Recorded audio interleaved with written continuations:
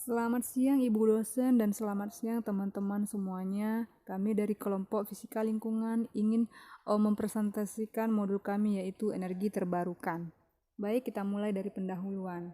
Pada tahun 2010, banyak negara telah menyadari pentingnya pemanfaatan sumber-sumber energi terbarukan sebagai pengganti energi tidak terbarukan seperti minyak bumi, batu bara, dan gas yang telah menimbulkan dampak yang sangat merusak terhadap bumi. Dengan semakin menipisnya cadangan sumber energi tidak terbarukan, maka biaya untuk penambangannya akan meningkat yang berdampak pada peningkatan harga jual ke masyarakat. Pada saat yang bersamaan, energi tidak terbarukan akan melepas emisi karbon ke atmosfer yang menjadi penyumbang besar terhadap pemanasan global. Ada banyak alasan mengapa energi terbarukan menjadi pilihan, diantaranya relatif tidak mahal, bersifat netral karbon, kebanyakan tidak menimbulkan polusi, dan semakin mendapatkan dukungan dari berbagai LSM atau lembaga swadaya manusia untuk menggantikan solusi energi tidak terbarukan berbasis bahan bakar minyak. Pengertian energi terbarukan. Energi terbarukan adalah sumber-sumber energi yang bisa habis secara alamiah. Energi terbarukan berasal dari elemen-elemen alam yang tersedia di bumi dalam jumlah besar, misal matahari, angin, sungai, tumbuhan, dan sebagainya. Energi terbarukan merupakan sumber energi paling bersih yang tersedia di planet ini. Ada beragam jenis energi terbarukan, namun tidak semua bisa digunakan di daerah-daerah terpencil dan perdesaan. Tenaga surya, tenaga angin, biomasa, dan tenaga air adalah teknologi yang paling sesuai untuk menyediakan energi di daerah-daerah terpencil dan pedesaan. Selanjutnya, macam-macam energi terbarukan. Energi solar atau energi matahari. Manfaat energi solar atau energi matahari ada 4. Yang pertama, manfaat energi fotovoltaik matahari. Yang kedua, memakai alat masak tenaga surya. Manfaat penggunaan sistem desalinasi menggunakan matahari. Yang terakhir, manfaat tenaga surya pasif. Yang kedua itu ada tenaga angin. Yang pertama, turbin angin kecil berkapasitas 3 kW mampu menghasilkan energi listrik hingga 7.000 kWh per tahun. Kedua itu sumber energi primer secara cuma-cuma. Itu angin sebagai energi primer. Yang ketiga itu ada tenaga angin bisa dipadukan dengan tenaga surya untuk memasak energi pada malam hari pada saat tidak ada tenaga surya yang tersedia. Ini bisa membuat usia baterai bank lebih lama. Dan keempat itu ada dampak minimal pada lingkungan. Selanjutnya itu tidak menghasilkan limbah atau emisi.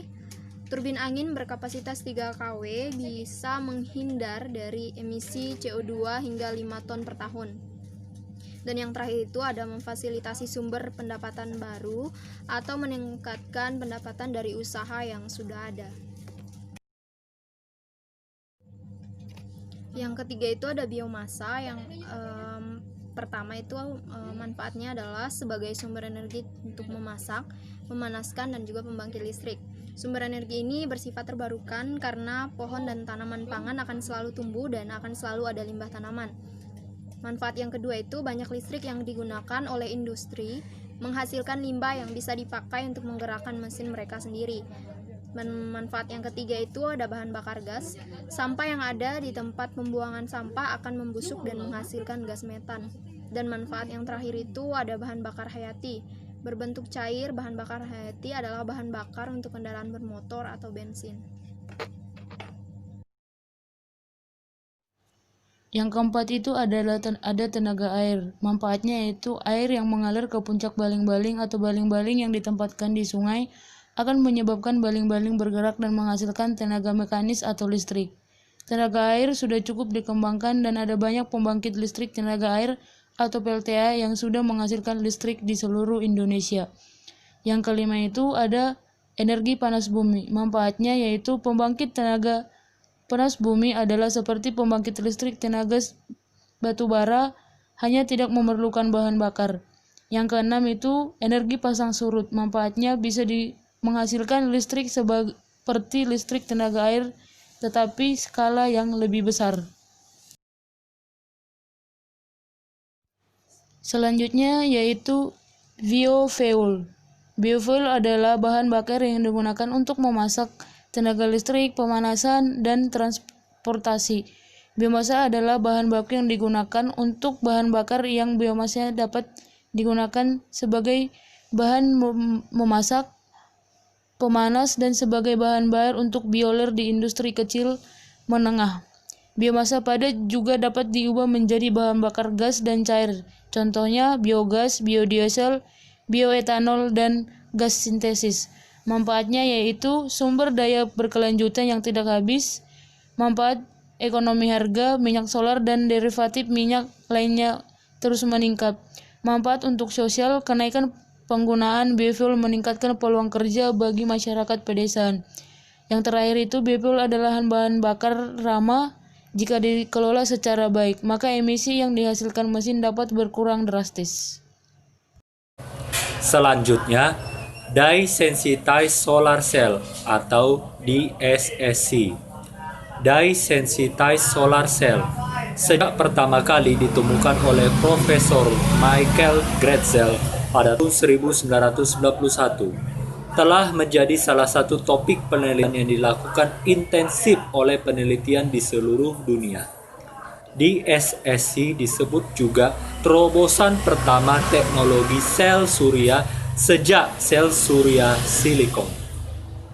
Beberapa sistem sel surya ini adalah proses fabrikasinya lebih sederhana tanpa menggunakan peralatan rumit dan mahal, sehingga biaya fabrikasinya lebih murah.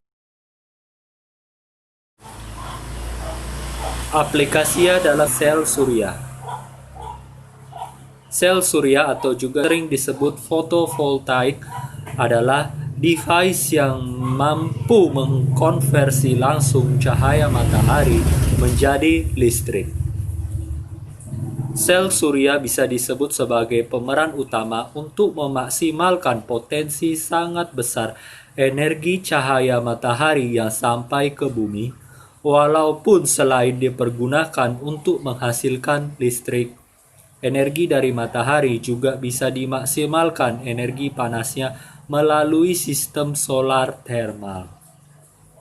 Besar tegangan dan arus ini tidak cukup untuk berbagai aplikasi, sehingga umumnya sejumlah sel surya disusun secara seri membentuk modul surya.